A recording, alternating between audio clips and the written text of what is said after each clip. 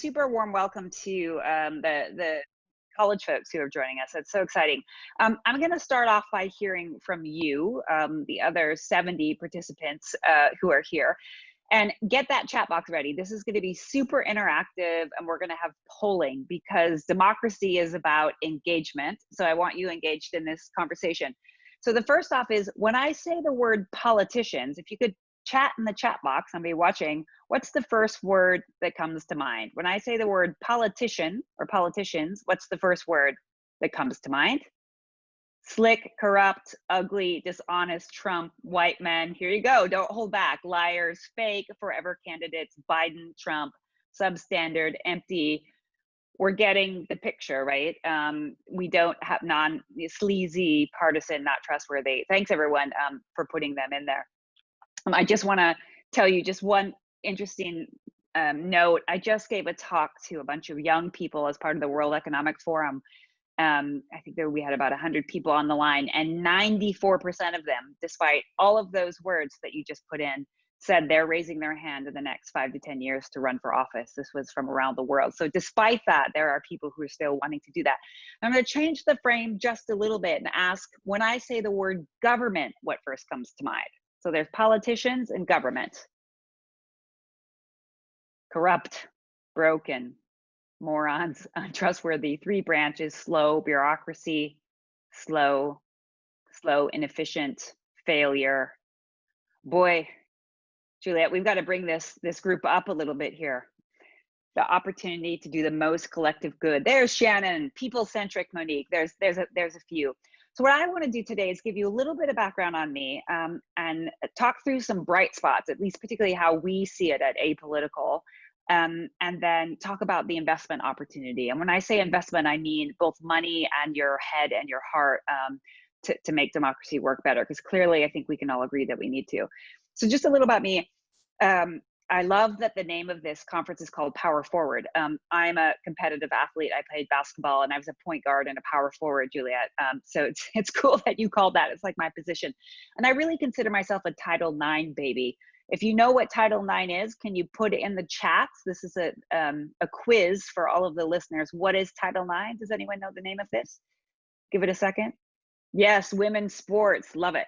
So this was legislation, boring legislation by politicians and government to provide the equal access to girls and boys for sports. And let me tell you, I live outside the United States and I see the difference I ask groups of women who are successful, women like you, to raise your hand if they're an athlete. And usually a lot of the majority of the room comes up. So this sort of getting my sense of power, my nickname was Animal, getting my sense of power and independence was a big part of my growing up and really drove me. I love winning. I also went to church every Sunday with my grandmother. Her name was Doris. She died about 1.5 years ago. But going to church, I'm not religious now, but I've got a sense of being part of something bigger than myself and to helping people. So if I love if I love winning and I love helping people, politics is what I knew I was going to go into. There was no question around that. So very early on, I got into politics. I ended up helping a bunch of candidates get elected. As Juliet said, I started my own political training institute because I noticed that all the politicians around me were white and male. This was 25 years ago. We really started onboarding, and I got into government and I realized that it's not the best people that win or the best ideas that win, it's the best sold people and ideas. So I went on the next 20 years of my life to build businesses. I love running businesses that help solve these problems, and got deep into brain and behavioral science. And just one fun fact that is, I never could imagine this day would come, is that I also got asked to run for president on a reality TV show on Showtime. And I did that. I was really reluctant to do it, but at the time, folks said, if you want to really make a name for yourself in politics and inspire people, then running for president on a reality TV show could be a good way. This is way before Trump. So little did I know what an amazing experience. I learned so much about myself and so much about America, and about how hungry the voters were to know more about politics and government, and how they just wanted to be heard. So fast forward, this horrible Chilean earthquake happens, and a friend of mine who's a housing minister, because I work with politicians around the world, calls me and says, Lisa, what's the best policy to rebuild these homes? I want to do a one-child, one-bed policy. And I said, that's a horrible policy. Do you not know the evidence is when children share beds in low income settings, they're less likely to be abused, sexually or physically abused? Where do you go to check your policy? Because that's why you run for office, right? Is so you can do effective policy. And he said, we don't really go places, maybe we Google it. So I got together with my co-founder, Robin Scott, who had a tech background. I had a policy background, and we formed Apolitical, and we have the Apolitical Academy, which I'll talk about a little bit more in this democracy flywheel space. So I just want to give you that background of where I come from. I believe politics is good and beautiful, and I'm going to show you some good and beautiful politicians as we go through this. So Molly, we're going to do some polling here, a little bit more about politics. Let's go ahead and do our first polling question. So, have you ever thought about running for political office? Some of you might be crazy after all those not so great words that you said about it. So have you ever thought, yes, I want to? No, I have thought about it, but not sure if I'm ever going to do it. Hell no, I'd never do it. I have run for office. So Molly, let's see what people think. Where are they thinking about politics, running for office? There was a girl named Kamala Harris, who is now potentially the first African woman vice president, who raised her hand at some point to do that. So Molly, you can close this poll whenever we have results. Yes, I want to. Okay. I have thought about it, but not sure. So an openness, hell no, I wouldn't. That's not bad. Or I have. So fantastic. If you have run for office, could you go ahead and put in the chat box what office and maybe a few words about your experience if you feel comfortable. So 7 of you on this line have. Let's do the second question. Now, it's easy to talk about politicians as those other people, but I'm curious, how many people actually know a real politician? More than from afar, like you know them, you've talked to them, you actually know them as people. Hopefully this is a quick one. Let's see the chat. Do any of you, oh, we're doing the poll, so we have to come back to that. Any of you politicians or people who ran, share your experiences would be great. Love to hear from you. Any of you personally know a politician? Ran and won. Go, John. For what office? Okay, so yes. So you do know some. So for those of you who said yes, maybe give me some attributes about them. Are there any positive? State Treasurer, John, from what state? It'd be good to hear. Anyone have any positive attributes about politicians that you know that you can share? Committed, hardworking. Yeah, this is a real easy job, right? Dedicated, thanks. California, great, John, fantastic. Passionate, committed. Now, I want to move strong-willed. You definitely have to be. Oh, you just hit the wrong button. No worries, I'm not run for office. Hi, Jessica, no worries, but good to hear from you. Now let's move from the elected to interest in serving in government. There's a big need for people to go in and support government, whether in America, we have a lot of political appointees at the federal level and at state levels, but could go in to work on a department, work on trade, work on business, work in human services. Any of you have interest in serving in government in a non-elected way? And if you are in government, just pop into the chat box what your position is. Quay says, the person I knew grew frustrated with politics, so she ran for city council. If you don't like it, join it and fix it. So this is so good. 64% of you are interested in serving. Fantastic. It's really good. If we don't like things in a democracy, we can go in and fix them. Remember, people in government are us. They're people. They're citizens.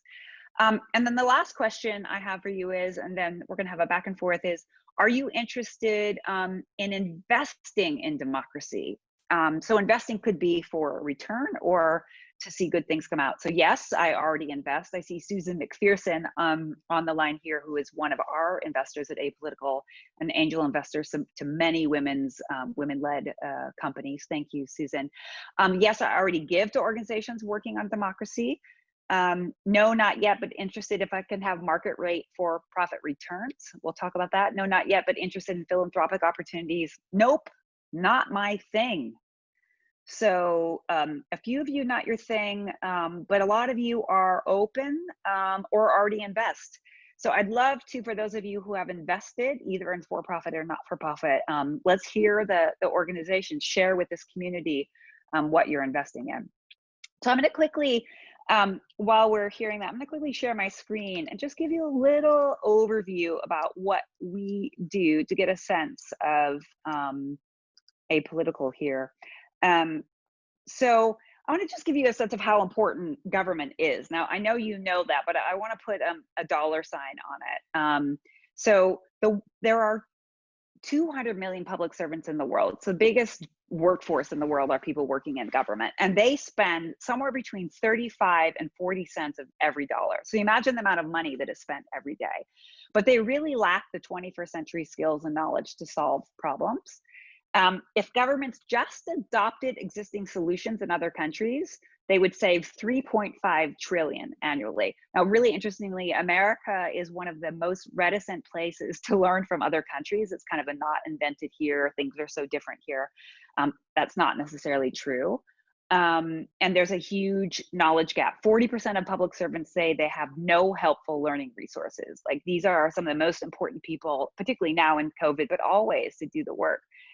There's a huge opportunity and a wave of change coming in. This is why I love these college students on. You can see from Finland to New Zealand to France to Ethiopia to Canada, there are new ways, and they're looking for new tools to work in government. And there's huge opportunities because of digital platforms being new, because cost pressures, there's real efficiency needed, and the speed of change. So government is open for business and change, and people are coming in to make those differences. We have seen in the last 5 years, we've grown to over 100,000 members. 40% of them are managers who are really dedicated to learning from each other so that they don't make the same mistakes twice. They are really not recreating the wheel and saving money. And I wanted to just show you this slide, Juliet, then I'll turn it over to you, is that you can see Pablo here, who's the Secretary General for Mines in Colombia, says, when I think about quitting government, he comes to apolitical. These are hard jobs, these people in government. Or Sam, Hannah Rankin says, it's so easy to get demoralized in public service, but if I feel like I'm part of a movement, I can get more done. A big challenge to you all right now is, have you thanked a public servant lately?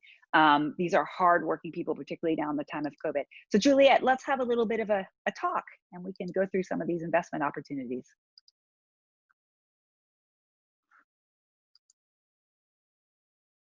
Hi there. Animal, I love that. What was your sport and what position did you play, Lisa? Volleyball, basketball, softball, and soccer. And I love the center mid position. I love defense and offense. I kind of in life love defense and offense. It's kind of the way it's why I like basketball so much, defense, offense. And I was the digger. If anyone plays volleyball, the person who like dives across the floor and pops the ball up on the back of their hand. That was my favorite position.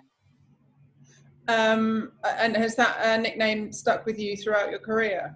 Or did it I hope I've softened a little bit. My friends, if I have any friends on the line who know me, I asked if you to join if I still feel like an animal.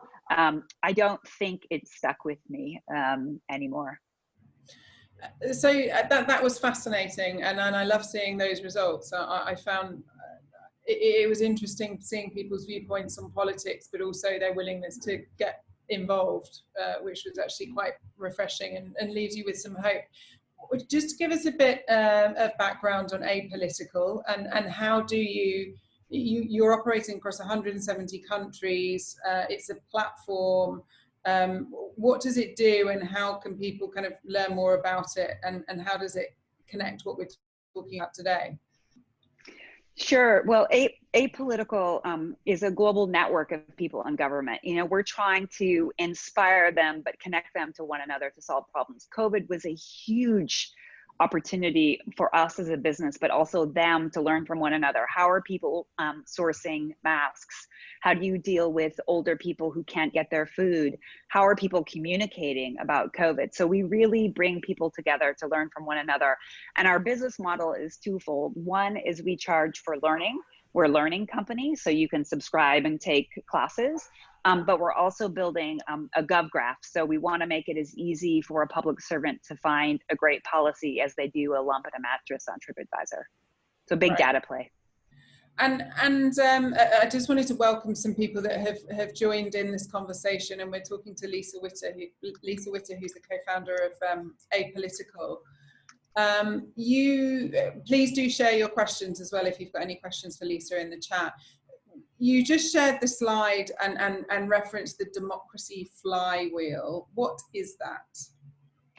So at Apolitical, what we think about is this, democracy doesn't happen if we don't participate. So at the bottom of the flywheel, if anyone's read Jim Collins' Good to Great, we think about flywheels, are people and power. Now, it's not just enough to have power, you have to have informed power to engage. Democracies are meant to be around informed power. I would say in the United States, the amount of informed voters about how our government works is quite low. I remember growing up, if anyone else watched TV, Conjunction Junction, What's Your Function, or I'm Just a Bill sitting on Capitol Hill, we had all of these kind of commercials and little videos that we would learn. A lot of civics has gone away, but at the bottom are the citizens.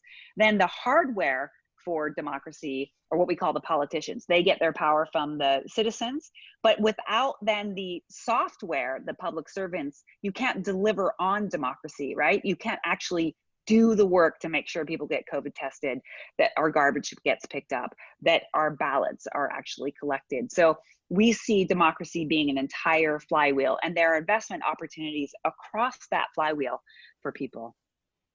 And when you talk about investment opportunities, we're not just talking about handing over cash. You're talking about providing time, providing resources. Just elaborate on that, because we're talking about a much more sort of holistic thing in terms of investment than just money, right? Well, absolutely. I just to put a point on the money, and then we can go to the other, is GovTech alone in the United States is a $400 billion market. So you can help government get better and make money at the same time. I find that extraordinarily exciting, right? Everyone's talking about purpose-driven investments. Investing in democracy means investing in places like political training programs that are helping bring these new transformational leaders into government.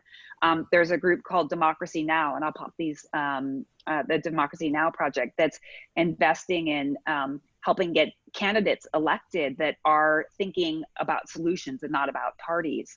There's ways to do civic engagement. There's ways, something called CivTech, which is a big area that you can invest in, that improves citizen engagement with their government and improves services outcomes. So there's lots of ways to, join boards, do philanthropic work, support people in government.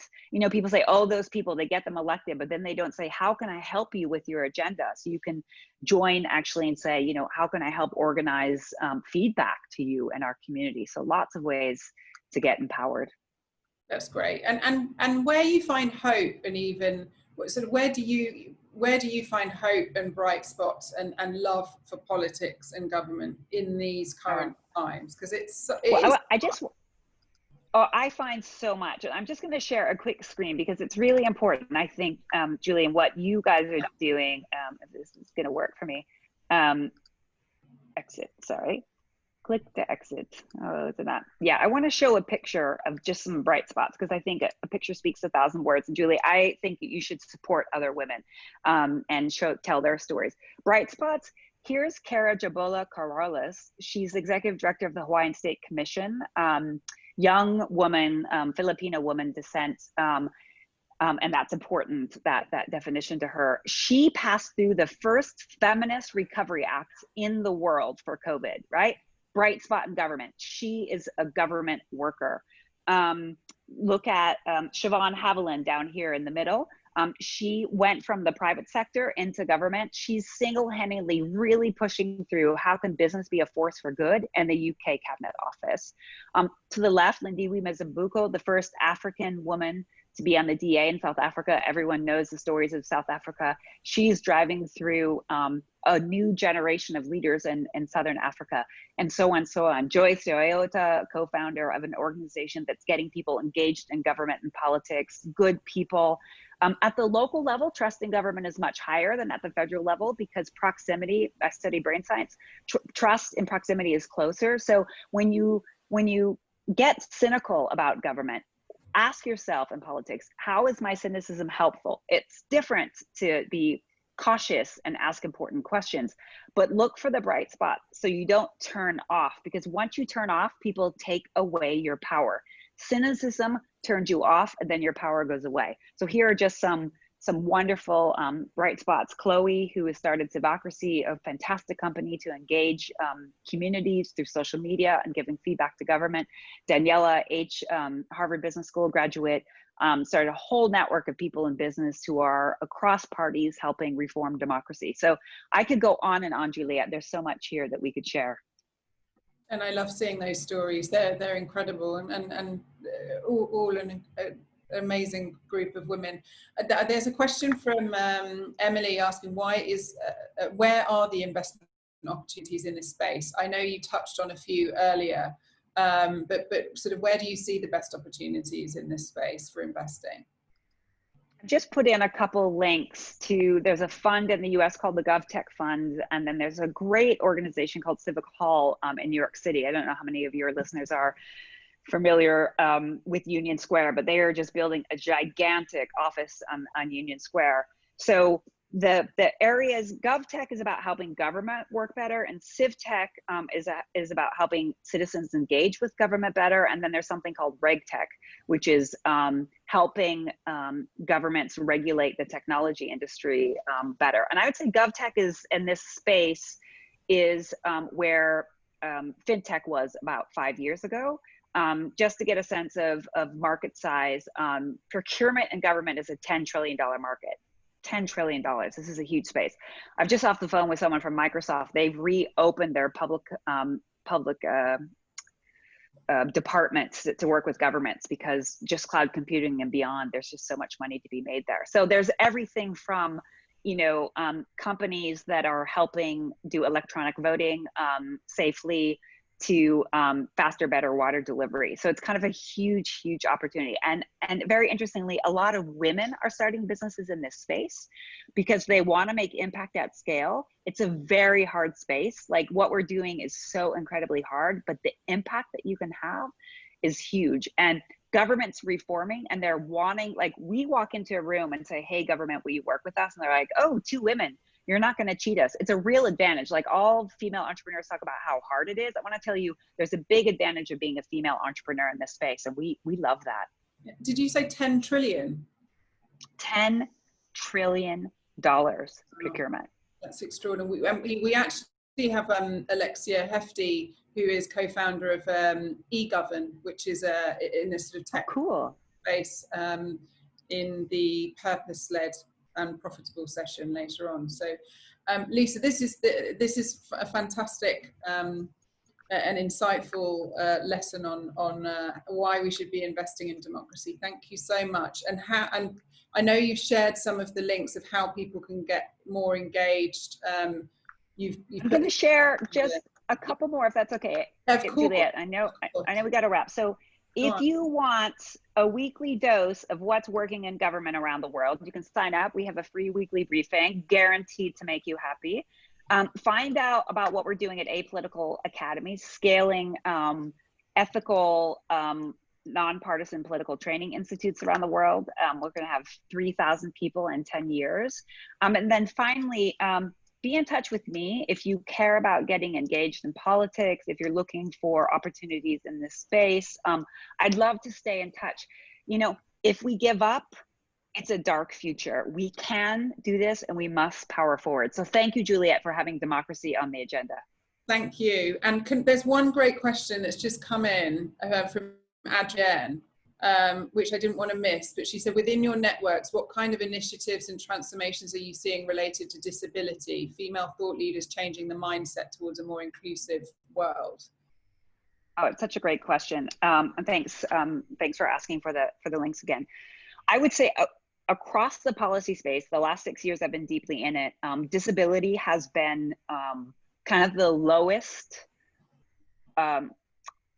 No one talks about it. It's nowhere in the space.